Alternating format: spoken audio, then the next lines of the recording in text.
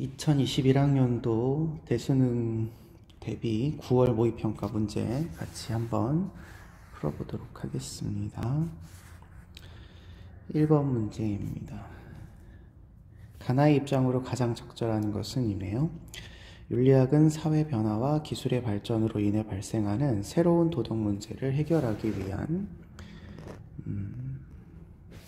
새로운 도덕 문제 해결을 위해 구체적인 지침을 제공하는 것을 핵심 과제로 삼아야 된다. 이렇게 얘기를 하고 있다면 이거는 규범윤리학 중에서도 이론 규범윤리학이 아니라 구체적인 해결책을 제시하는 실천규범윤리학에 해당한다. 이렇게 생각해 볼 수 있겠습니다. 나를 보시면요. 윤리학은 역사, 문화, 인류학적 관점에서 각 문화권의 다양한 도덕 현상을 조사하고 객관적으로 기술하는 것을 핵심 과제로 삼는다. 그렇게 하면 이거는 기술윤리학이 되시겠죠. 기술윤리학이라고 볼 수 있겠습니다. 자, 그렇다면 1번 도덕적 신념과 관습들은 사실들의 집합으로 간주해야 된다. 이렇게 표현할 수 있는 게 기술윤리학이죠. 규범윤리학은 기본적으로 가치 판단을 하죠. 가치 판단을 하기 때문에 사실들을 모아놓은 거다 이렇게 얘기하지 않을 거예요. 2번 보편적 도덕 원리를 현실의 개별 상황에 적용하는 거죠. 그렇죠? 요게 실천규범윤리학이죠. 보편적인 도덕 원리, 요걸 규범이라고 하고 현실에 적용하는 것을 우리가 실천하는 거다. 문제 해결에 초점을 둔다. 이렇게 해서 규범윤리학 중에서도 실천규범윤리학이라고 볼 수 있을 것 같습니다.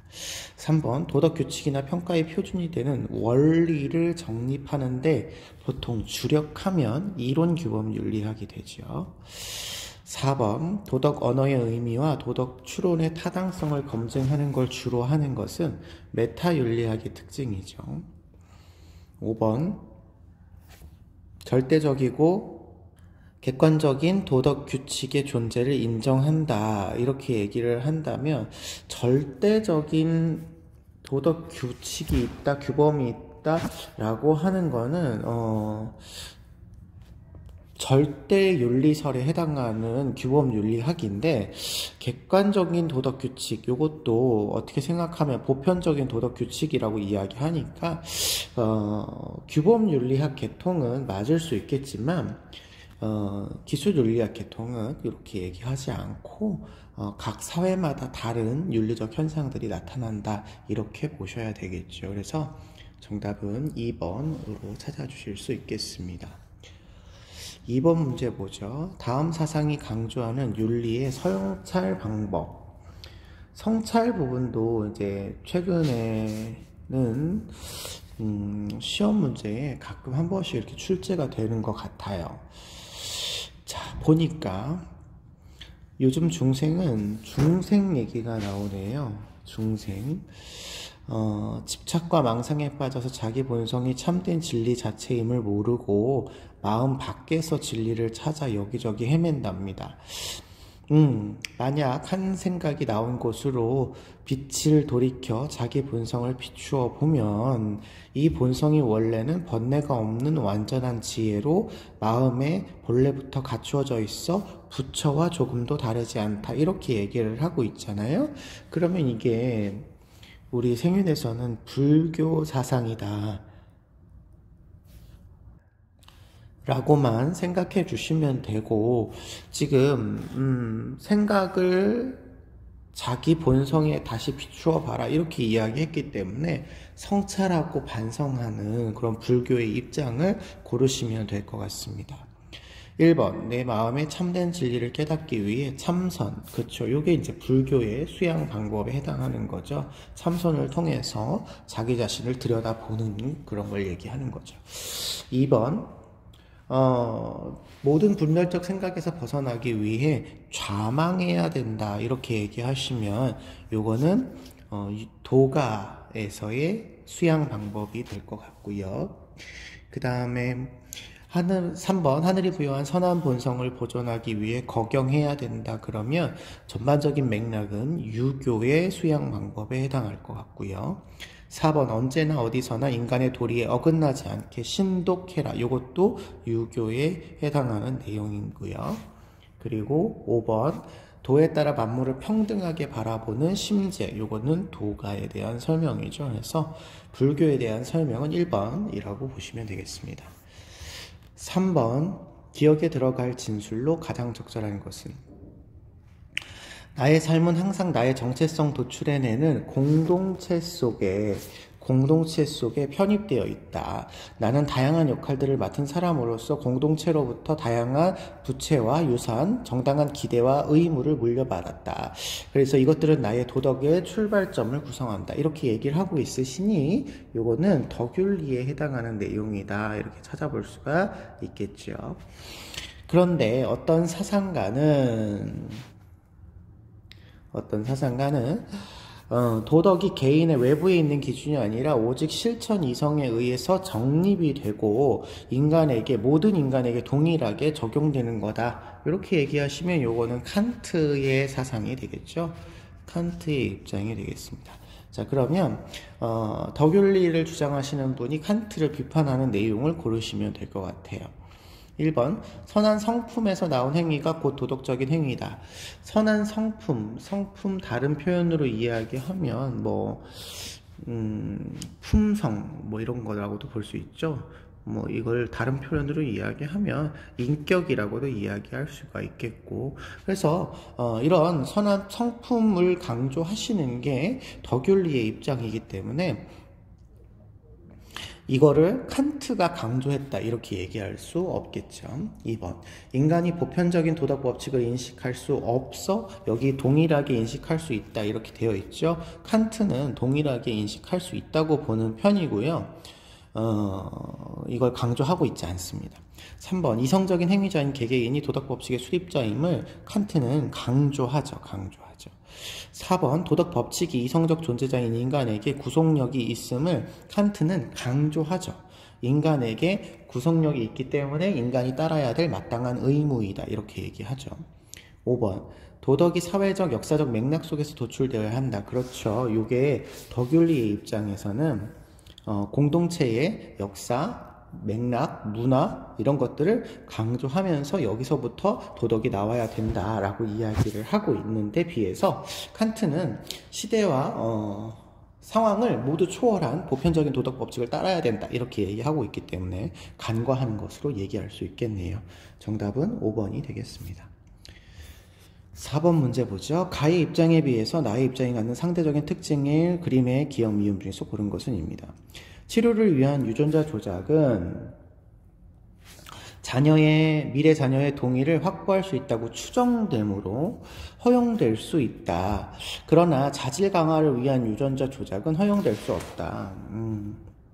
자질 강화를 위한 유전자 조작은 허용될 수 없답니다. 자녀가 동의하지 않은 자질 강화를 통해 부모가 선택한 삶을 살도록 하는 것은 그 자녀의 자유를 침해하는 것이기 때문에 자질 강화를 위한 유전자 조작은 허용할 수 없다 이렇게 얘기합니다. 나를 보시니까요. 치료를 위한 유전자 조작뿐만 아니라 자질 강화를 위한 유전자 조작도 허용되어야 된답니다. 부모는 자녀의 출산에 있어서 선택의 자유를 부모가 갖는답니다. 미래 자녀의 동의를 추정할 수 없더라도 부모의 선택은 자녀를 위한 것이기 때문에 자녀의 권리를 침해할 소지가 없답니다. 좀 극단적이네요. 아무튼 자질 강화를 위한 유전자 조작을 허용할 수 있다. 이렇게 생각하는 측면에서 강조하고 있는 걸 고르시면 되겠네요. 미래 자녀의 동의를 중시하는 거는 가가 중시를 하죠. 그래서 이거는 낮아야 됩니다. 왜냐하면 여기 보시면 미래 자녀의 동의를 추정할 수 없더라도 했으니까 동의는 별로 중요하지 않은 거죠. Y 유전자 조작의 허용 범위를 확대. 그렇죠. 위에는 치료 목적을 위한 유전자 조작만 허용하고 나는 치료 목적뿐만 아니라 자질 강화를 위한 유전자 조작도 허용을 하고 있으니까요. Z. 부모의 자유로운 선택의 범위를 확대하는 정도. 부모의 선택을 확대하는 정도는 나가 높죠. 여기 부모의 선택을 강조하는 건 나가 높죠. 그러면 Y하고 Z축이 높은 기억이 정답이 될 수 있을 것 같습니다. 1번이 정답이네요. 5번 다음 사상의 입장으로 적절한 것만을 보기 위해서 있는 대로 고른 것은 입니다. 홀리에는 서로 다른 두 성, 홀리의 얘기가 나오고 있네요. 홀리의 얘기가 나오고 있습니다. 두 다른 성의 남녀가 사랑으로 결합을 해서 위로는 조상을 모시고 아래로는 후세를 이어가는 일이랍니다.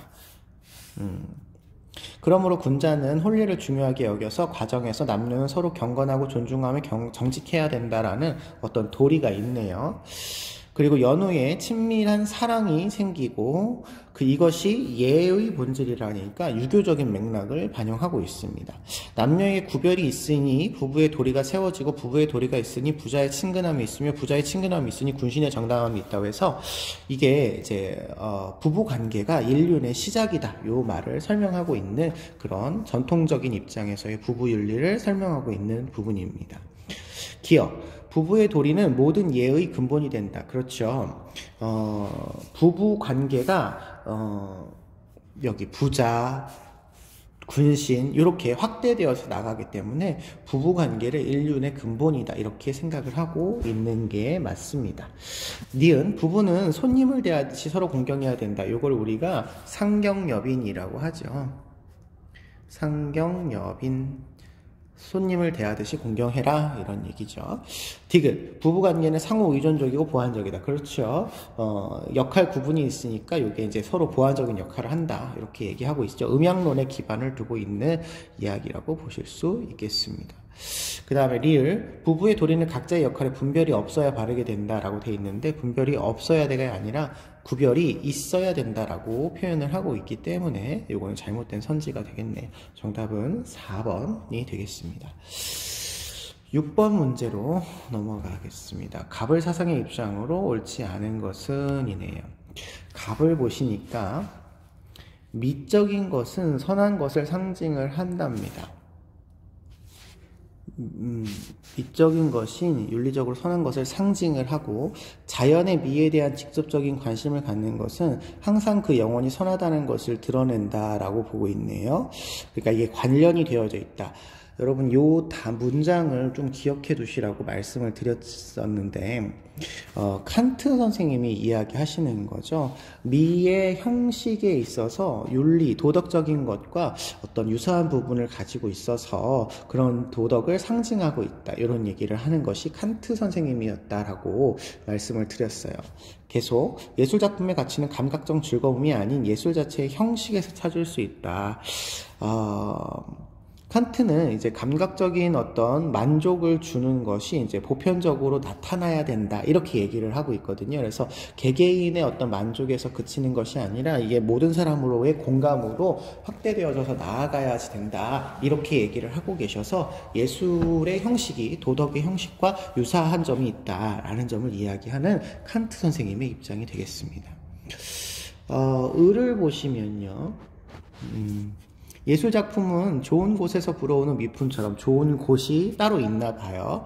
인간에게 좋은 영향을 주며 어릴 때부터 자기도 모르는 사이에 아름다운 말을 담고 사랑하고 공감하도록 이끌어준답니다. 그래서 예술은 아름답고 우아한 것을 담아야지 추하고 더러운 것을 담으면 안 되는 거예요. 그래서 이거를 우리가 선미사상이라고 하죠.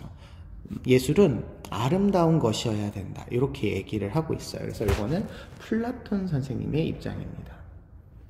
플라톤 선생님의 입장입니다. 자, 그러면 1번.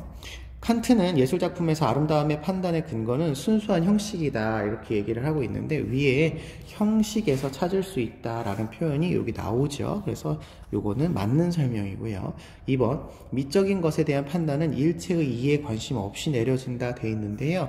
여기 보면 감각적인 즐거움이나 이런 것들을 바탕으로 해서 이루어지는 거거든요. 그래서 일체 이해 관심 없이 내려진다. 이거는 잘못된 예, 이해 관심 없이 내려지는 게 맞죠. 예, 감각적 즐거움이 아닌 일이기 때문에 이해 관심 없이 내려진다 이렇게 보시는 거죠. 3번 예술 작품은 아름다움과 추함을 있는 그대로 표현해야 된다 했는데 여기 예술 작품은 아름답고 우아한 것을 담고 있어야 돼요. 그래서 추함을 표현하는 건 아니죠. 그래서 3번이 잘못된 설명이고요. 4번 미적 가치는 무질서한 리듬과 운율 안에서는 존재할 수 없어. 그렇죠? 이 아름다움이라는 건 무조건 선한 거니까 무질서한 것 이런 것들은 나쁜 거니까 미적 가치에 포함되지 않는 거라고 보셔야 되는 거죠. 5번 미를 추구한 행위는 도덕성 촉진에 기여할 수 있어. 맞아요. 갑의 경우는 도덕과 형식이 유사한 유점이 있기 때문에 윤리를 상징한다 이렇게 말씀을 했으니까 당연히 영향을 줄 수 있는 것이고 플라톤은 당연히 아름다움은 곧 선한 거다 이렇게 얘기하니까 둘 다 이렇게 얘기할 수 있을 것 같습니다. 그래서 정답은 5번이라고 보시면 되겠네요. 7번 다음을 주장한 사상가의 입장으로 가장 적절한 것은입니다. 질서정연한 사회에서 개인의 정의로운 제도를 유지하고 발전시켜야 하는 자연적인 의무를 지닌답니다. 그래서 정의로운 법에 따라야 합니다. 문제는 부정의한 법을 어느 정도까지 따라야 되는가라는 게 문제랍니다. 이 문제와 관련된 심의불복종 이론은 원초적인 입장에 있는 사람들이 바라볼 필요가 있는데 당사자들은 정의로운 체제의 안정성을 유지하기 위한 방법을 찾고자 정당한 심의불복종을 규정하는 조건들을 채택하게 될 거랍니다. 그러면 이게 전반적으로 봤을 때 질서정연한 사회의 어떤 자연적인 의무를 강조하고 있고 원초적인 입장에서 정의의 원칙을 도출했고 그 정의로운 원칙을 안정적으로 유지하기 위해서 심의불복종을 한다라는 얘기이기 때문에 이거는 롤스 선생님의 심의불복종이 되실 것 같죠. 자, 그러면 1번 심의불복종은 다수의 이익을 증진할 목적으로 행해져야 된다. 자, 요게 이게 이제 맞게 되면 요거는 사실은 싱어 선생님이 되는 건데 롤스 선생님은 다수의 정의관이기는 한데요. 다수의 정의관이 그러니까 원초적인 입장에 놓여져 있는 당사자들이 모두 합의한 그 정의관이어야 되는데 그 정의관이 반드시 다수의 이익을 증진하는 건 아니에요. 그래서 다수의 이익을 증진할 목적이다 그러시면 최대 다수의 최대 행복을 이야기하셔야 되거든요. 롤스는 반드시 그런 결과를 추구하는 것은 아니기 때문에 이거는 롤스가 얘기하는 시민불복종의 근거라고 볼 수가 없습니다. 2번 공직을 맡을 권리. 여러분 공직을 맡을 권리는 내가 공직에 나갈 수 있는 권리로서 정치적인 자유를 의미합니다. 정치적인 자유는 기본적인 자유에 해당하는 것으로서 침해한다면 시민불복종을 할 수 있죠. 이게 심각하게 침해하는 경우에 기본적인 자유를 침해한 거니까 시민불복종의 대상이 됩니다. 3번 시민불복종은 양심적인 행위 맞습니다. 그 자체가 사회 위협이 된다? 아니죠. 잘하면 시민불복종이 좋은 결과를 낳게 되면 오히려 체제를 안정화하는 데 도움이 되는 도덕적으로 좋은 것이라고 보는 거죠. 4번 시민불복종은 헌법의 근거에 이 의의를 제기하는 정치적 행위다 이렇게 얘기하는데 헌법의 근거를 보통 롤스는 헌법 자체가 아니고 헌법의 근거거든요. 헌법의 근거를 정의 원칙이라고 봅니다. 그래서 정의 원칙 자체의 이의를 제기하는 것은 아닌 거죠. 정치적인 행위는 맞습니다만 헌법의 근거가 해당되는 헌법의 근거에 해당되는 정의의 원칙에 이의를 가하는 게 아니라 그 자체를 기준으로 해야 되는 거죠. 5번 원초적 입장의 당사자들은 어떠한 부정의에도 저항할 것을 합의한다. 어떠한 부정의에도 아니죠. 차등의 원칙은 적용되지 않을 뿐더러 체제를 위협하는 심각한 부정의에 대해서 저항할 것에 대해서 이야기하는 거죠. 그래서 정답은 2번이라고 보시면 되겠습니다. 8번 갑의 사상가는 긍정, 을의 사상가는 부정의 대답을 할 질문으로 가장 적절한 것은 기술은 그 자체를 실현시키는 것과 독립해 있는 자립적인 존재로서 일종의 공허한 힘이며 결국은 목적에 대한 수단일 뿐이랍니다. 그래서 기술은 인간과 전혀 무관하게 관계를 부릴 수 없으므로 기술 그 자체는 가치 중립적이다라고 보는 야스퍼스의 입장이죠. 야스퍼스의 입장입니다. 그에 비해서 을은요, 우리는 기술을 긍정하고 부정하건 어디서나 부자연스럽게 기술에 붙들려 있어요. 기술을 가치 중립적인 것으로 고찰하게 되면 우리와 무관한 것으로 바라보게 되는데, 그러면 우리는 무방비 상태로 기술에 내맡겨지기 때문에 가치 중립적으로 고찰해서는 안 된다라고 보는 하이데거 선생님이시죠. 하이데거 선생님이십니다. 자, 그렇다면 요거를 이제 갑은 긍정, 을은 부정의 대답을 할 질문으로 고르시면 되겠네요. 1번. 기술 그 자체는 가치와 무관한 사실의 영역이다. 그러면 야스퍼스는 맞다고 이야기를 할 수 있지만 하이데거 선생님은 기술을 가치 중립적인 것으로 고찰하면 안 된다 이렇게 얘기를 하고 있으니까 부정의 대답을 할 대답이겠네요. 1번이 정답이네요. 2번. 기술은 그 자체로 지향하는 목적을 가지고 있는가? 갑은 그냥 수단이기 때문에 공허한 힘이랍니다. 그러니까 목적이 없는 거죠. 목적이 없는 겁니다. 그리고 하이데거 선생님도 기술을 긍정하건 부정하건 뭐 이렇게 되는 것이긴 한데 그 자체로 지향하는 목적을 가지고 있다 이렇게 보지 않을 것 같아요. 3번. 기술은 인간의 삶에 부정적인 영향을 줄 수 있는가? 둘 다 부정적인 영향은 줄 수 있어요. 인간이 어떻게 사용하느냐에 따라서 야스퍼스는 부정적인 영향 줄 수 있고요. 하이데거 선생님도 부정적인 영향을 줄 수 있다고 보죠. 4번.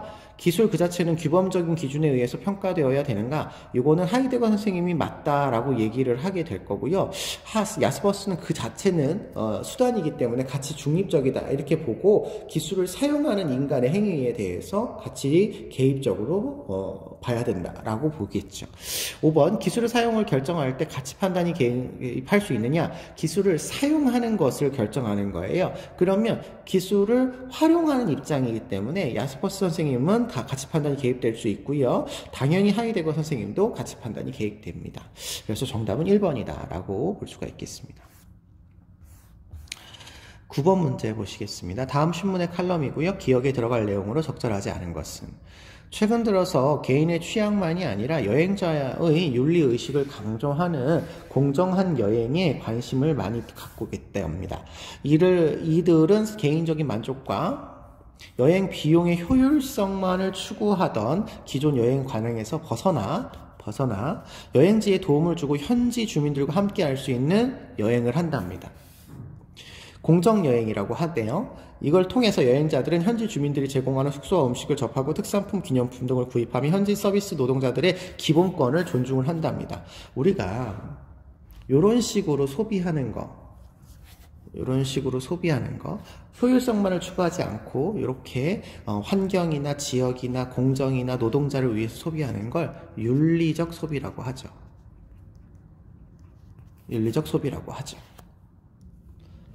그 뒤에도 보시니까 여행지의 동식물을 보호하고 온실가스 배출량을 줄이는 이런 이야기를 나오고 있는 걸 보니 환경을 고려한 녹색 소비를 해라 이런 얘기예요. 그래서 이 공정여행은 윤리적 소비를 가리키는 말인 건데 이제 틀린 답을 고르는 거죠. 1번 동식물을 포함한 생태계 전체를 고려하는 여행, 요거 녹색 소비에 해당하는 거니까 윤리적 소비라고 볼 수 있고요. 여행 지역의 지속 가능한 발전을 도모하는 여행, 요것도 그 지역의 환경을 고려한 소비라고 볼 수 있겠죠. 3번 사회적 책임보다 비용 최소화, 요거는 효율성을 강조하는 그런 소비가 되니까 합리적인 소비에만 해당하는 거라서 3번이 틀리는 거라고 볼 수 있겠습니다. 4번 개인적인 선호만이 아니라 공공의 가치도 중시하는 여행, 공공의 가치를 중시한다. 인권이나 노동자의 삶 이런 걸 중시하는 착한 소비를 이야기하는 거죠. 5번 여행자의 즐거움뿐만 아니라 현지 주민들도 배려하는 것. 이것도 일종의 윤리적인 소비라고 볼 수 있어요. 그래서 정답은 3번이라고 보면 되겠습니다.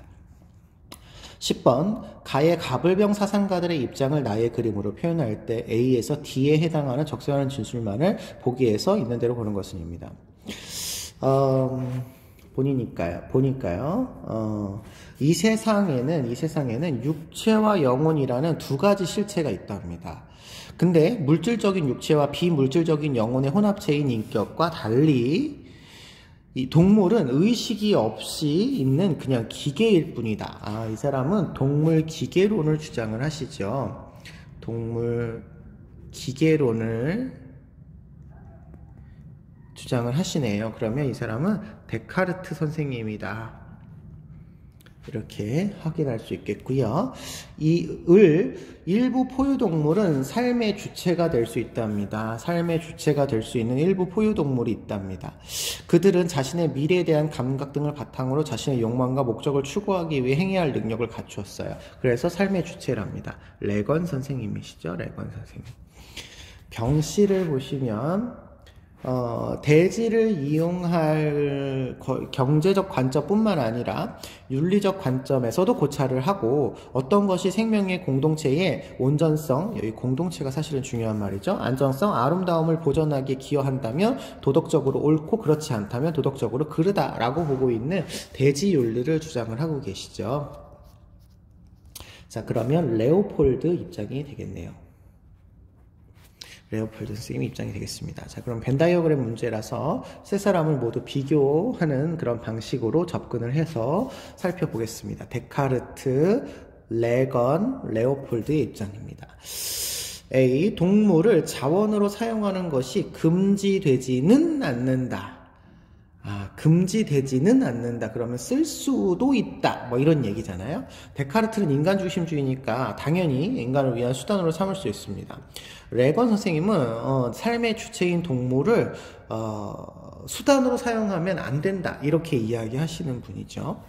레오폴드 선생님은 경제적인 관점으로 자연을 접근할 수 있기 때문에 반드시 금지되는 것은 아닙니다. 그래서 요거는 이렇게 데카르트와 레오폴드가 동의할 수 있는 표현이네요. B. 사유 능력 여부로 어떤 존재의 도덕적 지위가 결정되지 않는다. 사유 능력은 뭐 보통 우리 이성의 능력이라고 보시면 될 것 같고요. 데카르트와 같은 인간 중심주의적 사상가는 인간은 사유할 수 있는 능력이 있으므로 도덕적으로 훌륭한 존재지만, 도덕적인 지위가 있는 존재지만 동물이나 그 밖의 존재들은 사유할 수 있는 능력이 없으므로 그렇지 않다. 이렇게 얘기하니까 데카르트는 결정된다. 이렇게 보셔야 되겠고요. 레건과 레오폴드는 이성을 가지고 있지 않아도 도덕적으로 존중을 될 수 있기 때문에 이성이 도덕적인 지위를 결정하는 근거라고 보지 않겠죠. 그래서 이 레건과 레오폴드가 모두 동의할 말입니다. 디귿C, 살아있는 모든 개체는 살아있는 모든 개체입니다. 도덕적 고려의 대상인 공동체의 일원이다. 도덕적 고려의 대상인 공동체라고 얘기를 하고 있어요. 그러면 공동체가 도덕적인 고려의 대상이다라고 보는 거기 때문에 이거는 전체주의냐 개체주의냐를 물어보는 거예요. 그래서 레오폴드 선생님의 입장만 맞고 나머지 입장은 사실은 틀리게 됩니다. 그러나 우리가 이게 조금 이해가 잘 안 가신다고 해도요, 이게 모든 개체라고 되어 있어요. 그러면 도덕적인 고려의 대상이 모든 개체냐 이렇게 물어본다 하더라도 데카르트 입장에서는 인간만이기 때문에 틀리고, 레건의 입장에서도 일부 동물까지기 때문에 틀리다. 그리고 레오폴드 입장에서만 모든 존재에 해당하니까 맞는다. 이렇게 얘기할 수 있어요. 그렇지만 사실은 이 문제는 그걸 물어보는 게 아니라 도덕적인 고려의 대상인 공동체, 이게 중요한 포인트예요. 그래서 전체주의냐 개체주의냐를 물어보는 거라서 레오폴드만 맞는 거다. 이렇게 살펴보시면 되겠습니다. D. 생명에 대한 권리는 인간에게 한정된 특수한 권리가 아니다. 그러면 인간 중심주의가 아니다. 이런 얘기니까 인간 중심주의인 데카르트는 틀리고 나머지 사람들은 인간 중심주의가 아니니까 맞는 얘기가 되겠죠. 그래서 정답 되겠네요. 정답은 3번이 정답으로 되겠습니다. 다음 문제 11번으로 넘어가서 보도록 하겠습니다. 11번, 갑을의 입장으로 적절한 것만을 보기에서 있는 대로 고른 것은 입니다. 갑을 보시니까요, 각기 다른 재료들이 섞여서 각자 고유한 맛을 지키면서 하나의 샐러드가 되듯이 한 국가나 사회 안에서 다양한 문화를 인정하여 각자의 생활 방식을 독자적으로 추구하며 조화를 이룰 수 있도록 해라. 이렇게 얘기하는 건 샐러드 볼 모델이 되겠죠. 샐러드 볼 모델이 되겠습니다. 그에 비해서 을을 보시니까요. 국수가 대표적인 주된 내용물이지만 다양한 고명들이 첨가됨으로써 맛이 풍부해지듯이 한 국가나 사회 안에서 다양한 이질적인 문화를 허용함으로써 문화의 역동성을 증진할 수 있답니다. 이거는 국수 대전 모델이죠. 그래서 이런 경우에는 문화의 주류 문화와 비주류 문화를 구분하느냐 아느냐, 우열관계를 구분하느냐 아느냐가 중요한 쟁점이 될 것 같습니다. 기억. 샐러드 볼 모델은 다양한 문화가 서로 대등하게 조화를 이루어야 된다. 그렇죠. 샐러드 볼 모델의 경우에는 서로 우열 관계를 따지지 않는 대등한 입장이다. 이렇게 보는 입장이죠. 니은, 국수 대전 모델은 각 문화가 정체성을 유지하면서 조화를 이루어야 된다. 그렇죠. 각 문화가 정체성을 유지하면서 조화를 이룰 수 있는 거죠. 맞는 얘기네요. 디귿, 갑을은요 주류 문화를 중심으로 문화 간의 공존을 추구해야 된다 했는데 갑은 주류 문화와 비주류 문화로 문화의 우열을 나누지 않죠. 그래서 갑에 대한 설명으로는 잘못되었습니다. 리을, 서로 다른 문화에 대해 관용의 자세를 견지해야 된다. 관용을 해야 된다라고 하는 말은 샐러드 볼 모델도 다른 나라를 인정하니까, 다른 나라 문화를 인정하니까 맞고, 국수 대전 모델에 있어서도 다른 문화를 존중을 하고 있죠. 그래서 관용의 자세를 갖고 있다. 이렇게 볼 수가 있겠네요. 정답은 기억, 니은, 리을까지가 정답이 되겠습니다. 12번. 갑을 사상가들의 입장으로 적절하지 않은 것은, 갑을 보시니까요. 군자는 근본을 추구하고 있기 때문에 작은 일을 못해도 큰 일을 맡을 수가 있어요. 소인은 생계를 유지하기 때문에 큰 일은 못해도 작은 일은 맡을 수 있답니다. 따라서 임금, 신하, 부모, 자식이 각자 맡은 바 직분을 올바르게 하면 나라가 잘 다스린답니다. 이렇게 유교적인 관점을 이야기하고 있죠. 군자와 소인으로 비교를 하고 있고, 그런데 임금, 신하, 부모, 자식이 각자 맡은 바를 잘하는 이름을 강조하고 있잖아요. 정명사상을 강조하고 있습니다. 그렇다고 한다면 이거 공자 선생님의 입장이다. 이렇게 얘기해 볼 수 있을 것 같습니다.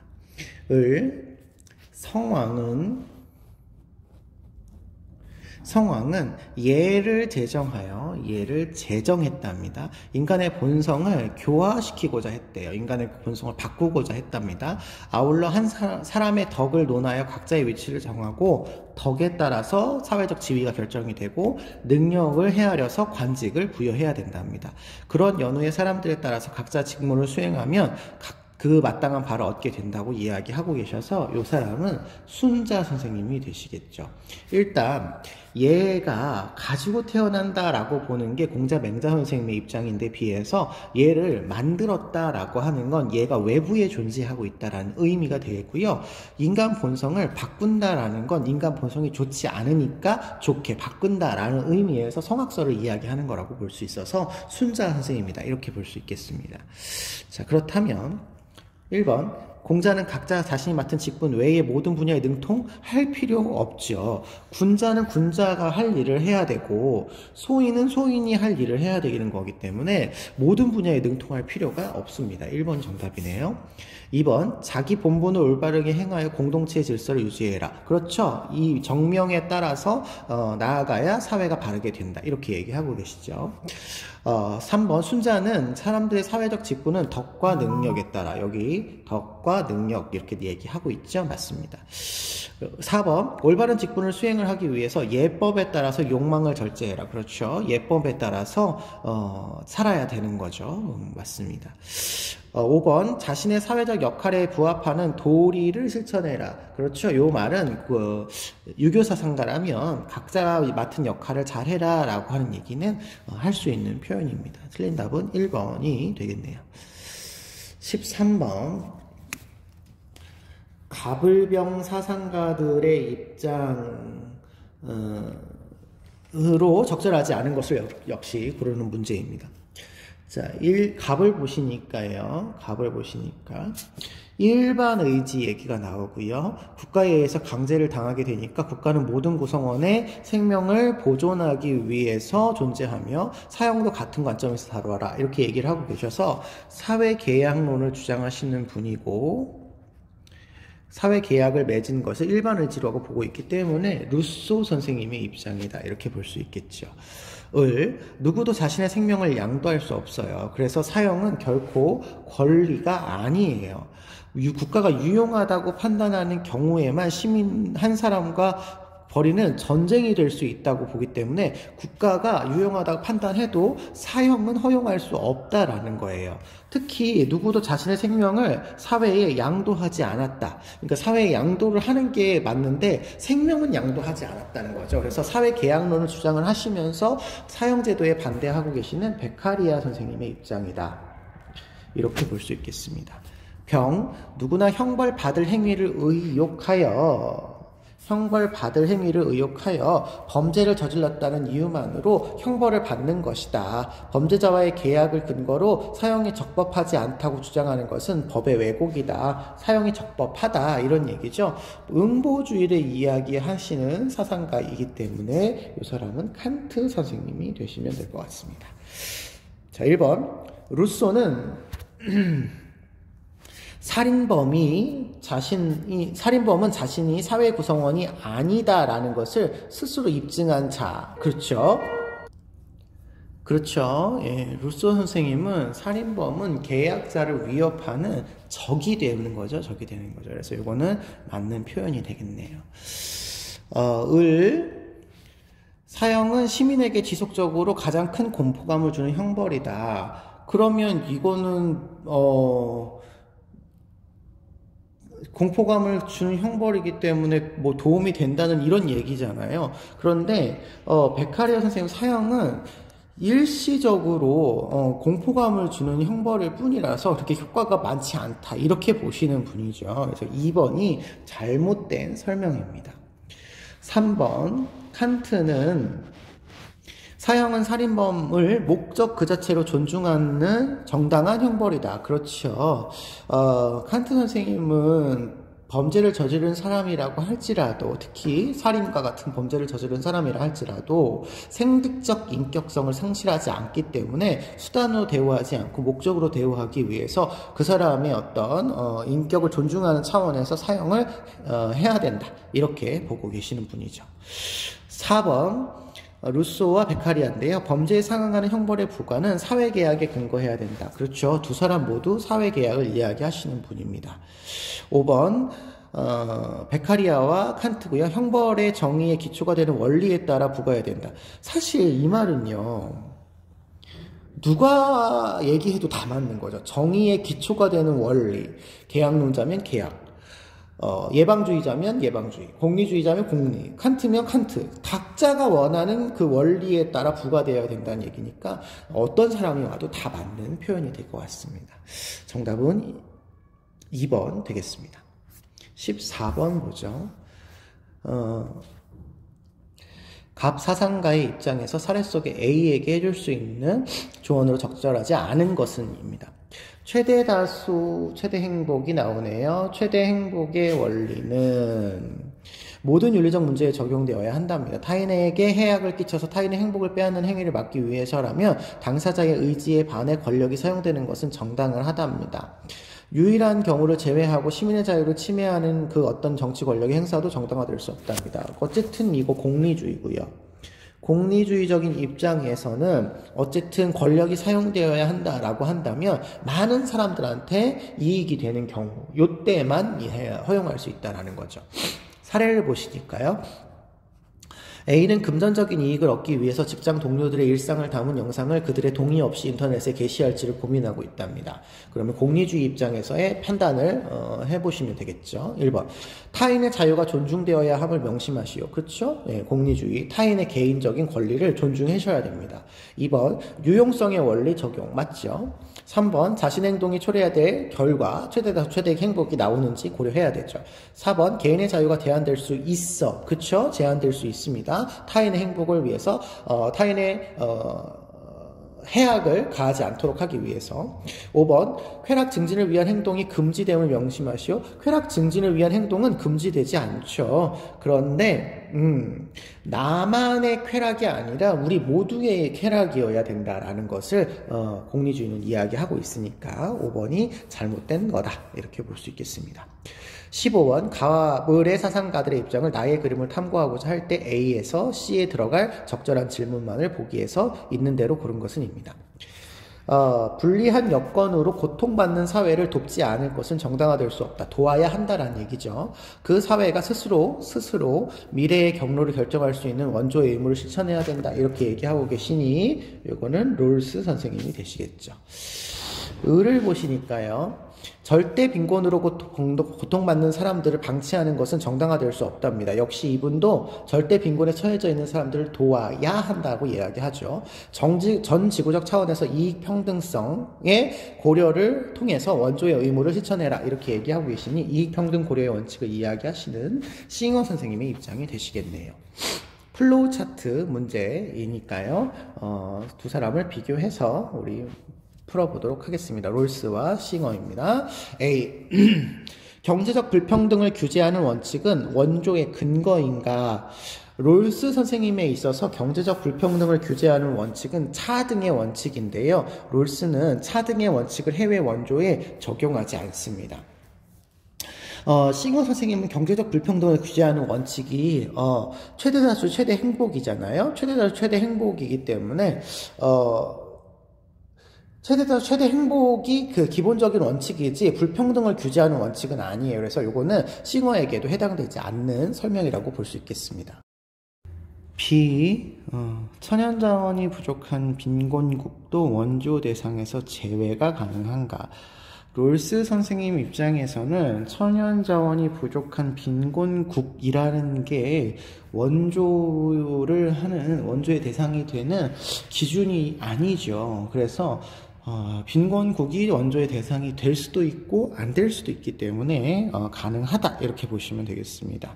고통받는 사회는 정치 문화적 체제가 정의로운 어떤 체제를 갖추고 있지 않은 체제를 이야기하는 것이기 때문에 그 체제가 안 좋은 국가가 빈곤할 수도 있고 빈곤하지 않을 수도 있는 거죠. 디귿, 원조의 목적은 고통받는 사회에서 자유를 확립하는 것. 여러분, 이 자유를 확립한다라고 하는 것 자체가 체제를 바르게 한다라는 것으로 생각해 주시면 되겠습니다. 리을, 싱어는 원조의 주체는 원조 결정 시 자기 이익을 고려해야 되는가? 싱어는 항상 공리주의적 관점을 가지고 계시는 분이기 때문에 내가 누군가를 도와주려고 할 때 자신에게 굉장히 큰 손해가 발생되지 않는 한에서 해야 된다라고 이야기하죠. 그래서 정답은 니은, 디귿, 리을이 해당되는 5번이 정답이 될 수 있을 것 같습니다. 다음 문제 16번 넘어가겠습니다. 가나의 사상의 입장으로 적절한 것은 입니다. 요즘 사람들은 조문을 할 때 자기 부모나 자식이 죽은 것과 마찬가지로 애통하는데 죽음을 애통하는 것은 자연스러운 도의 본성을 배반하는 것이라서 애통하지 말라는 거죠. 그러면 요거는 애통할 필요가 없다. 그것이 도에 따르는 것이다. 이렇게 얘기하니까 도가 사상이 되겠죠. 나를 보시니까요. 세상 사람들의 생사는 중대한 일인데 그대들의 하루 종일 공양을 한다. 불교에서의 수양이죠. 다음 생, 내세의 복만을 구하려 하고 생사의 굴레를 끊으려고 하지 않는다. 생사의 굴레를 끊는 것과 내세는 다르다라는 거죠. 그래서 그들은 자신의 본성에 대해서 여전히 미혹하다, 바보 같다. 이런 얘기를 하고 계시기 때문에 내세를 인정하시고 있는 불교의 관점에서 깨달음을 얻는 게 중요하지 다음 생에 좋은 사람으로 태어나는 게 중요하지 않다. 요 얘기를 하고 있는 거죠. 1번 죽음은 다음 생으로 이어지는 유교는 다음 생, 내세를 얘기하지 도가는 얘기하지 않죠. 윤회 얘기하지 않고요. 이렇게 얘기하면 불교가 되어야 되겠죠. 2번 죽음은 자연의 과정이지만 마땅히 애도해야 하는 거 애도 안 해야 둬도 된다라고 이야기 나오고 있습니다. 3번 불교에서는 죽음의 기가 모였다 흩어지는 자연스러운 과정. 이거 도가 얘기하는 거죠. 윤회에 따라서 순환하고 있는 거다라고 이야기하죠. 4번 죽음은 깨달음을 통해 벗어나야 할 고통 중에 하나이다. 맞죠. 사고라고 해서 생로병사가 모두 고통이죠. 생로병사 이거 다 고통인데 이걸 깨달음으로 이제 벗어나야 되는 거죠. 5번 죽음은 괴로운 인간의 삶에서 벗어나는 지극한 경지이다. 불교에서도 맞지 않아요. 죽음이 이 지극한 경지 아니고 고통이거든요. 도가도 삶과 죽음을 차별하지 말라고 이야기를 하고 있는 사상이기 때문에 맞지 않는 이야기가 될 것 같습니다. 정답은 4번 보시면 되겠네요. 17번 그림의 강연자가 지지할 수 있는 주장으로 가장 적절한 것은 입니다. 모든 사유의 출발점은 홀로 사유하는 나가 아니라 서로 대화를 주고받고 있는 우리가 되어야 된다. 언어적 사회적 존재인 인간에게 타자를 단지 도구화하지 않고 타자의 고유성을 인정하는 의사소통 행위의 가능성이 존재합니다. 의사소통 행위는 사회적 행위자들이 상호 이해를 목적으로 서로의 행위 계획을 조정하는데 성립하고요. 모든 당사자들 어떤 강제 없이 자유롭고 평등한 담론을 통해서 동의할 수 있는 모든 행위 규범만이 정당화가 가능하다 이렇게 얘기하고 계시니까 담론 윤리를 이야기하시는 하버마스 선생님이 되시겠죠. 자, 그렇다면 1번 행위 규범으로서의 올바름은 비판과 논증을 통해서 정당화될 수 있다. 그렇죠. 담론 참여의 과정에서 이거는 맞는 거야 맞지 않는 거야 라고 하는 비판과 논증이 있어요. 그래서 그 논증을 통해서 행위의 정당화가 이루어지는 거죠. 1번 정답이네요. 2번 이상적 담화에서는 담론의 참여자는 타인의 인격을 거부할 수 없다.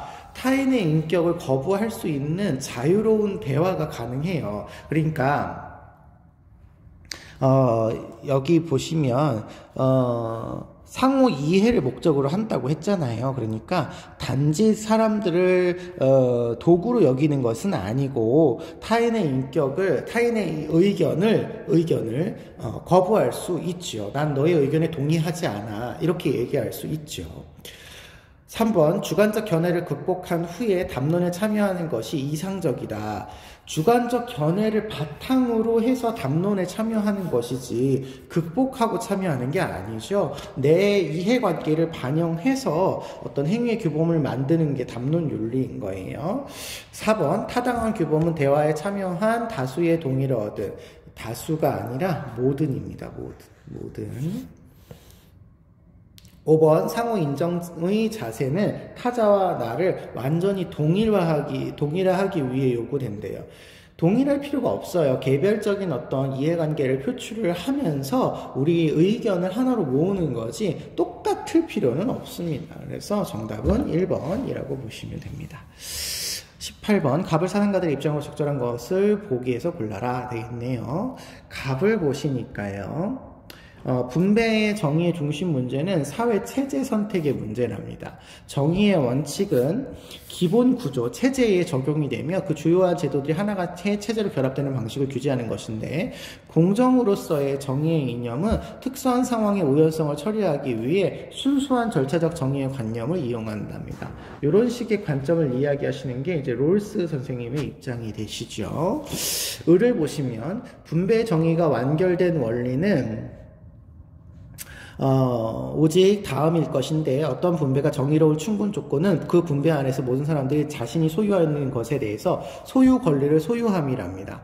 소유물에 대한 정의의 세 가지 원리가 있는데 취득의 원리, 소유물의 이전의 원리, 이 두 원리를 위반할 교정하는 원리에 따라서 분배가 잘 이루어지게 되면 소유 권리를 가져서 소유를 하게 되는 것이고 그 소유 권리에 대해서 침해하면 안 된다. 이렇게 얘기하시는 노직 선생님의 입장이 되시겠죠. 자, 그렇다면 기업. 롤스는 사유재산권은 재산을 사적으로 소유할 수 있는 권리를 이야기하는 거고요. 차등의 원칙에 의해서만 제한될 수 있다 이렇게 나오는데 차등의 원칙은 이 두 번째 원칙이고 평등한 자유의 원칙에 기본적인 자유에 들어가는 게 사유재산권이죠. 그러니까 차등의 원칙으로 제한할 수 없습니다. 없습니다. 니은 노직은 분배 정의의 정형적 원리는 필연적으로 재분배를 요구한답니다. 맞죠? 개인의 자유를 훼손하기 때문에 필연적으로 재분배를 요구한다라고 해서 롤스를 비판하고 계십니다. 디귿, 자신의 노동에 대한 결과만 정당한 소유권이 부여된다. 취득의 원리에 의하면 자신의 노동에 의한 결과에 정당한 소유권이 얻어지죠. 하지만 그것만으로 이루어지는 것은 아니고 정당한 소유권은 이전의 과정을 통해서도 이루어질 수 있기 때문에 아니라고 보셔야 되겠네요. 리을, 모두죠. 개인의 정당한 소유물에 대한 배타적인 권리. 자, 여기서 중요한 표현이 정당한 소유물입니다. 이미 결과가 정당하게 분배된 소유물이에요. 노직의 입장에서는 당연히 정당한 소유물에 대해서는 배타적 사유권을 지니는 게 맞고요. 롤스 선생님의 입장에서도 이미 분배가 다 이루어졌는데 정당해. 그러면 당연히 개인의 소유물로 인정이 됩니다. 그래서 두 사람 모두가 맞는 표현이다라고 보시면 됐을 것 같아요.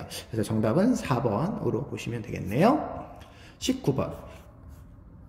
다음 토론의 핵심 쟁점으로 가장 적절한 것은입니다. 인권은 누구나 누려야 될 보편적 가치입니다. 하지만 북한의 경우 주민들의 인권이 제대로 보장되지 못하고 있다는 비판이 있고 북한 주민들의 인권 상황 개선이 필요하다. 인권 개선 필요에는 동의한답니다. 북한은 주민들의 인권 상황 개선을 위해 스스로 노력해야 된답니다. 인권 문제가 개선되지 않으면 국제사회 여론이 약화되고 이는 남북관계에도 악영향을 주게 된다라고 보고 있기 때문에 그렇답니다. 그랬더니 갑이 같은 의견입니다. 그러나 인권 상황 개선을 위해 북한 스스로의 노력에만 의존할 수는 없다고 보고 있네요. 북한 상황을 고려하면 국제사회가 인도적 차원에서 적극 개입해야 된다 이렇게 얘기했더니 마지막에 을이 제 생각은 다릅니다. 국제사회의 적극적인 개입은 한반도 긴장 상태를 불러올 수 있기 때문에 외교나 내정에서 다른 나라부터 간섭받지 않을 권리를 북한에서 요구한답니다. 그러면 결국에는 인권 문제에 대해서는 동일하게 고민을 하고 있지만 그 문제를 을은 북한 스스로가 해결해야 된다 이렇게 얘기하고 있고 갑은 국제적인 어떤 인도적 차원에서의 개입이 필요하다 이렇게 보고 있는 것이 갈등의 요소가 되겠죠. 그래서 정답은 여기 3번으로 보시면 될 것 같습니다. 20번. 갑을 사상가들의 입장으로 적절한 것만을 보기 위해서 있는 대로 고른 것은입니다. 갑을 보시니까 공화정체인 국가들은 평화를 요구하는 시민들에 의해서 쉽게 전쟁을 일으킬 수 없게 된답니다. 그러한 국가들은 자발적으로 결성한 평화연맹에서 자유와 평화를 보장받고자 하며 영구 평화를 위해서 세계 시민적인 체제로 나아가고자 한답니다. 영구 평화론을 주장하시고 있는 칸트 선생님의 입장이죠. 을을 보시면 물리적인 관점에서 협소하게 규정되었던 기존의 폭력의 개념은 불완전하다. 이것만 가지고 따질 수 없다라는 거예요. 그래서 구조, 문화적 폭력까지 이렇게 넓게 봐야 된다. 이러한 상태는 소극적 평화를 넘는 거고 그 이상의 상태니까 이제 적극적인 평화가 되겠죠. 이렇게 폭력과 평화에 대해서 구체적인 이론을 수립한 사람은 우리 갈퉁 선생님으로 배우고 있으십니다. 자, 그러면 기억. 칸트는 이방인이 평화롭게 처신하는 한 우호적으로 대우해야 된다. 맞죠? 예. 환대권이라고 하죠. 환대권이라고 해서 칸트는 외국인이 외국을 여행할 때 특별히 잘못한 일을 하지 않는 한에는 우호적으로 대해야 하는 세계 시민법의 원리가 적용이 되죠. 니은, 칸트는 평화연맹은 국가와 같은 주권적 권력으로 기능해야 된다? 그렇지 않죠. 예. 보편적인 우호 목적으로 제한을 하고 있기 때문에 평화연맹은 개별 국가의 주권을 침해할 수 없습니다. 디귿,